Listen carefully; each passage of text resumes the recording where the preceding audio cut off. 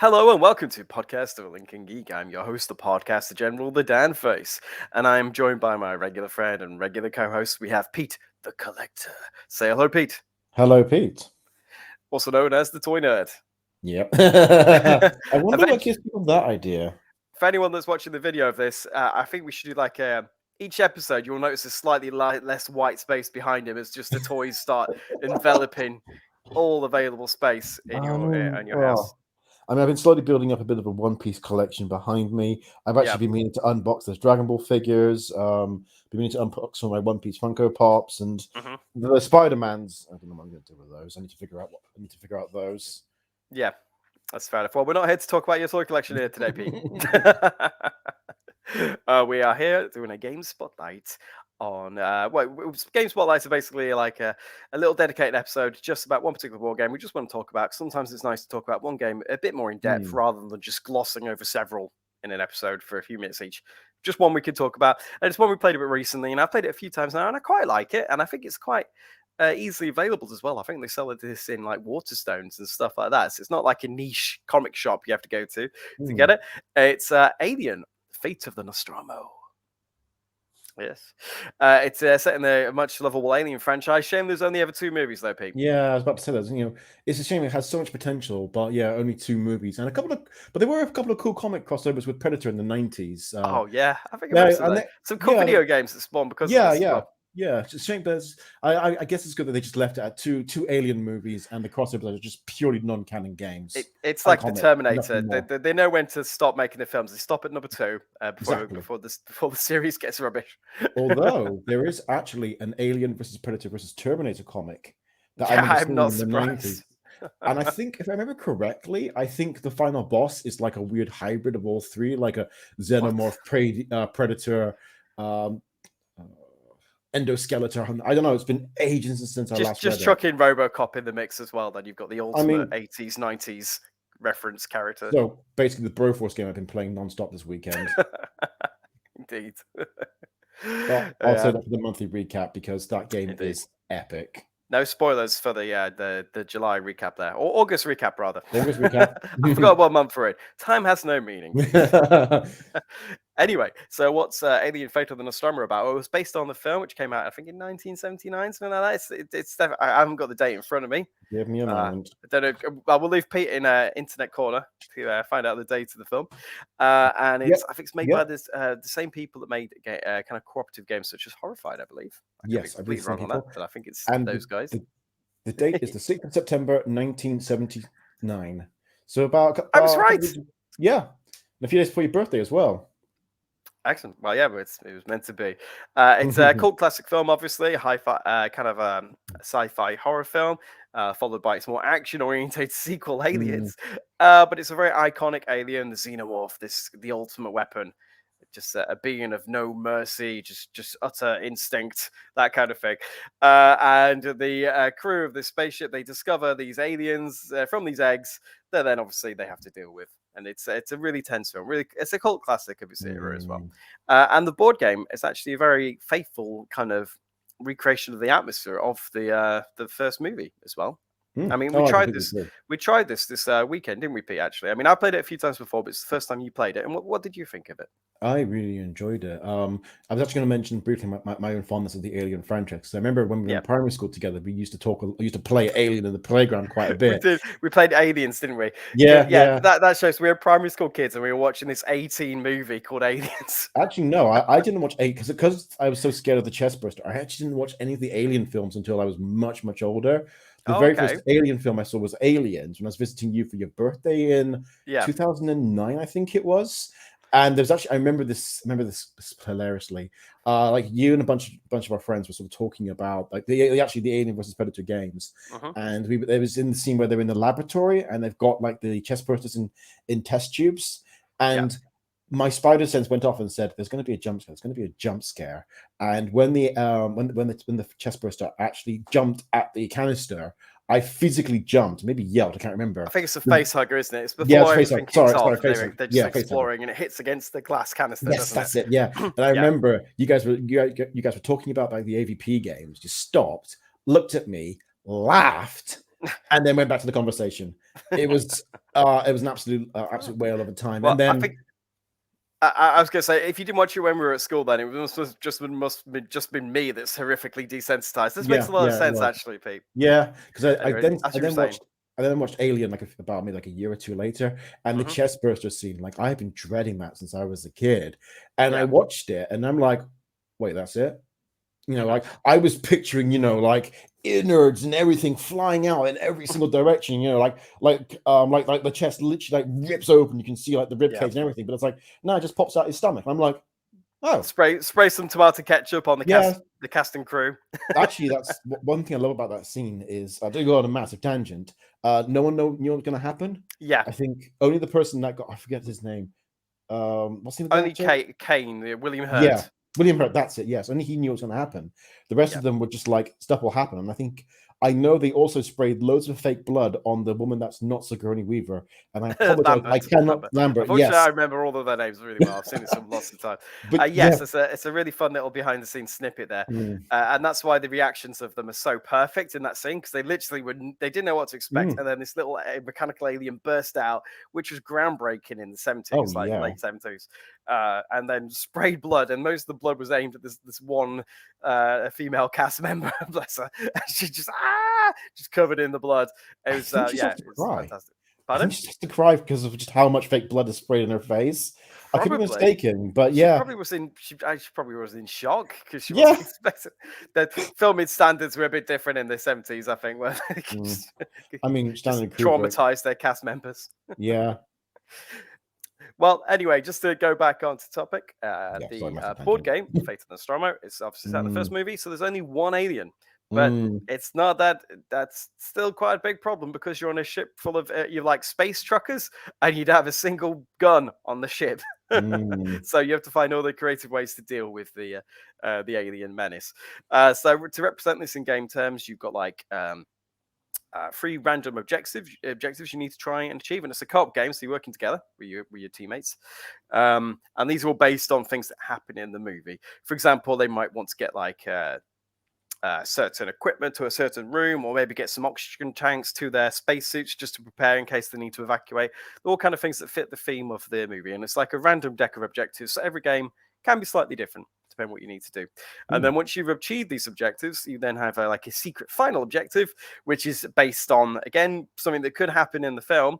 Like for example, the ship is about you have to set the ship's self-destruct mechanism and then escape off the ship, or you could, for example, try and flush the alien out of the airlock. Um, in terms of a gameplay, it's a pretty simple. It looks it's deceptively simple, I think. Once you get yeah. the actual hang of it, because there's only a few actions you could do. You kind of have to move around the ship, which costs an action. You can pick up items, which costs an action, and each character's got like I think 4 is the base number of items for most of the characters. Um, Yes. you can trade. Obviously, you can create new items, which I really like as well. I love it, like a good crafting mechanism in a game, and you can obviously like put items in vital places. You can drop them, whatever. So like if you got an oxygen canister, you can drop it near the spacesuits, whatever. Once you've done that, the alien has its go, and this is all based on a deck of like an encounter deck, which determines which way the alien moves and that sort of thing, and how much it will attack you for if it reaches you. And what makes this game similar to games like Horrified and probably Buffy as well, they're all very similar. You've got a universal health bar, haven't you? You've got Mm, you have like a morale meter in this game. So if you do encounter the alien, either by it bumping into you or any other means, then you don't actually die. You just lose morale. So in this, it basically just scares your one of your characters. Then they leg it, and you lose morale. And if morale hits 0, effectively, I guess you will give up, and the alien eats you all. mm. I guess that's the actual thing, which is interesting. I mean, I wish there was some method of actually killing off the characters in the game because it does feel odd to have the full crew still alive on the ship when they run into the alien. But I can see why they didn't incorporate that because you don't really want player elimination in a co-op game, do you?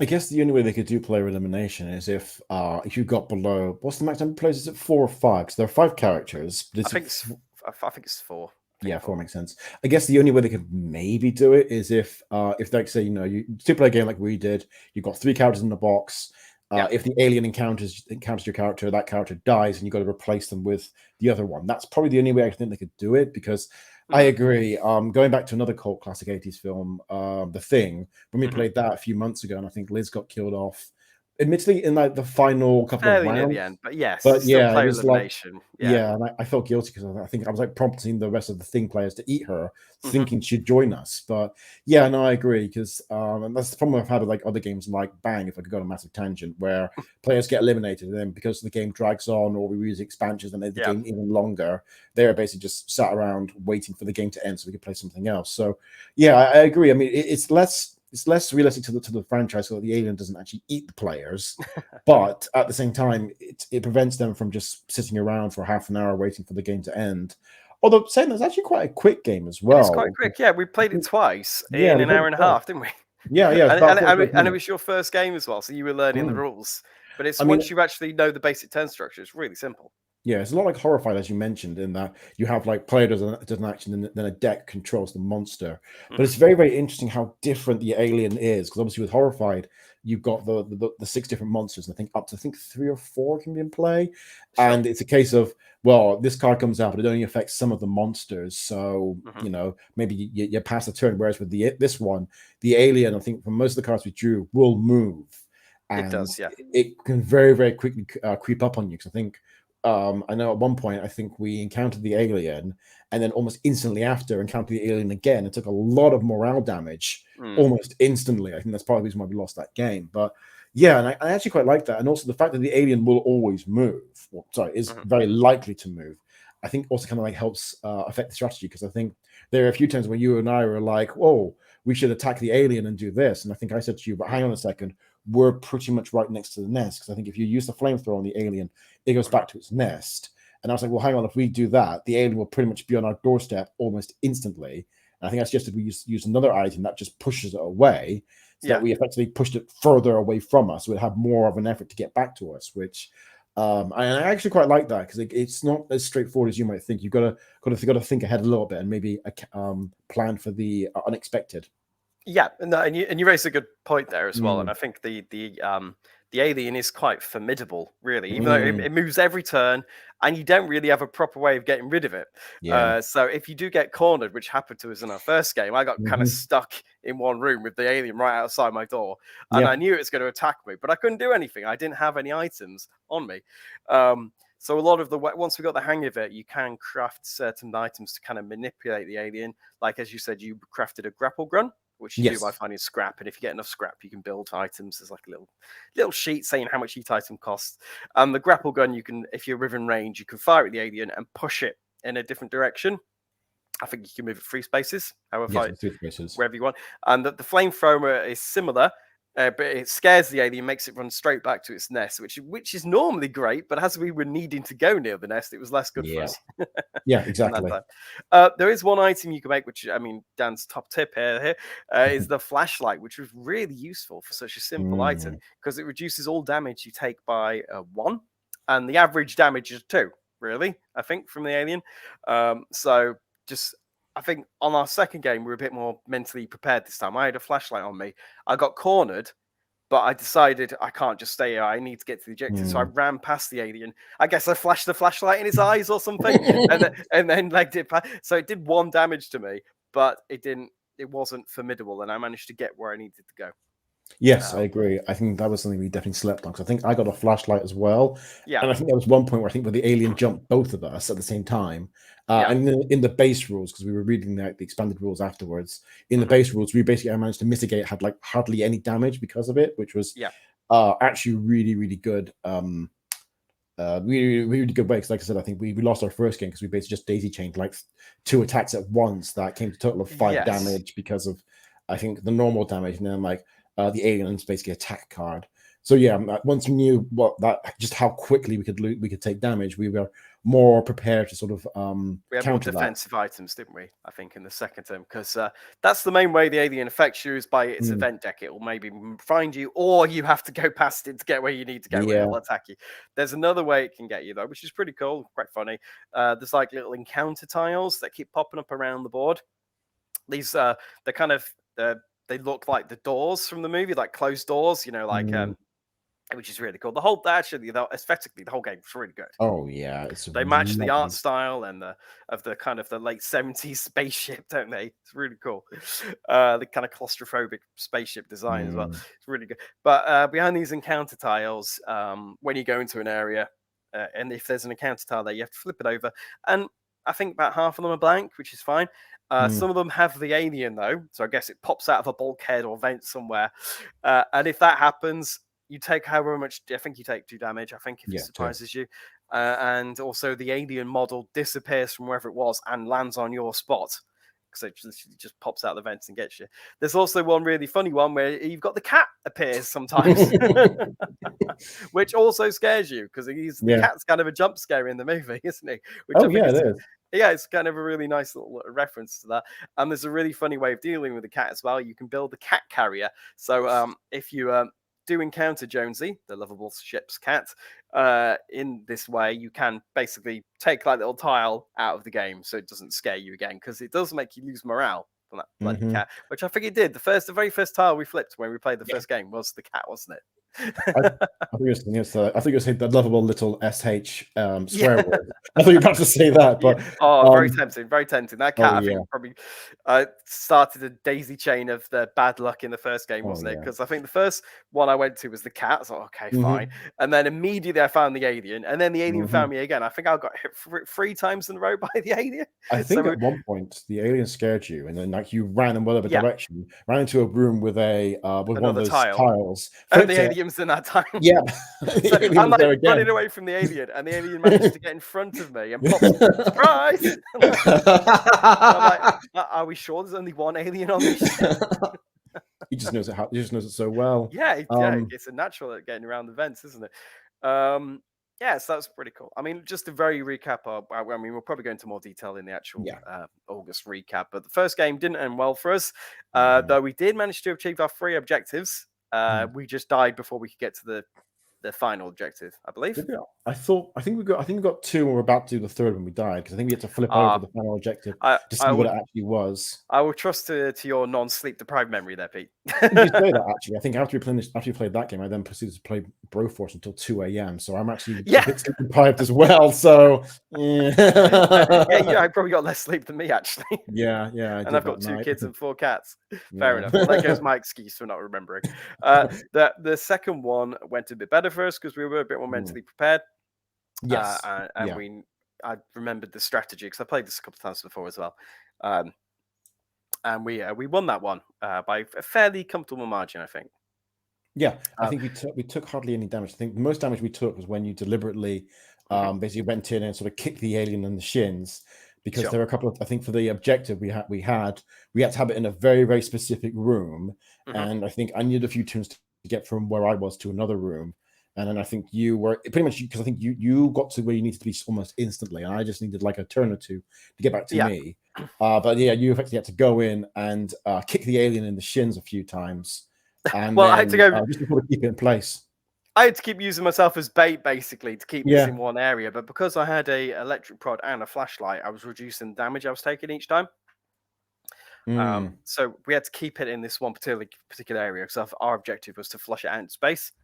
And you had to be on the bridge, I think, and I had to be in the airlock to open the airlock or whatever. We managed to flush out in space and we won, which was great. It brings me on to my only real criticism of the game, is it can be a little bit easy. Saying that, we did get destroyed the first time we played it, but once you know what to do, it was a little bit easy. I played it 4 times now, and I've run 3 out of 4. Though the first one doesn't really count because we did play the rules slightly wrong in our favor. I think you're supposed to activate the alien at the end of every character's turn, while we were doing it once we both had a turn, so it was only getting activated half as much as it should have done. So I don't really count that. So 2 out of 3 times I've won it, and both the victories were quite comfortable. It barely damaged us because we used the flashlights and other equipment to protect us. There is a way to make it a little bit tougher, though. You can include Ash, the lovable bad milk robot from the from the film. He can appear, and he was a secret villain in the film. Sorry, spoilers for a 30-year-old movie, whatever it is. But he's working against the crew. He moves around the ship on his own accord. I can't remember how he activates, but I think he moves similar to the alien. I think. And there's also special cards that relate just to Ash as well. And he will either steal your scrap, which you need to build stuff, or if you don't have any scrap, he'll attack you instead and you lose morale. So you can add Ash to kind of make it a bit more complicated for you. There's also an ending objective which relates to Ash as well, which is pretty cool. I think that would have been the one we would have got in our first game. I think. Yeah. Because I think that that spawns him if he's not already in play. I think so, unless I've been playing it wrong. I read that as, I think in the setup it says place Ash on the board, so I think he would have appeared. Even though we didn't start with Ash because it was a training game, like a refresher game for me and a training game for you, Pete. We decided not to play with Ash. Yeah. But then he would have showed up anyway.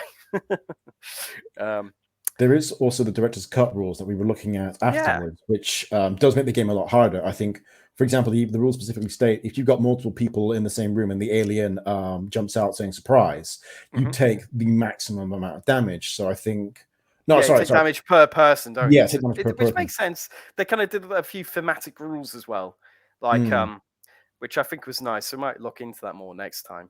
Like you said, if you've got multiple people in the room, previously in the official rules, you only take the damage once, so you only take 2 damage. And if I've got a flashlight and you've got a cattle prod, there's no damage. Exactly. Yeah, we managed to mitigate most, if not all, damage from doing that. Whereas, I think we maybe would have taken 4 damage.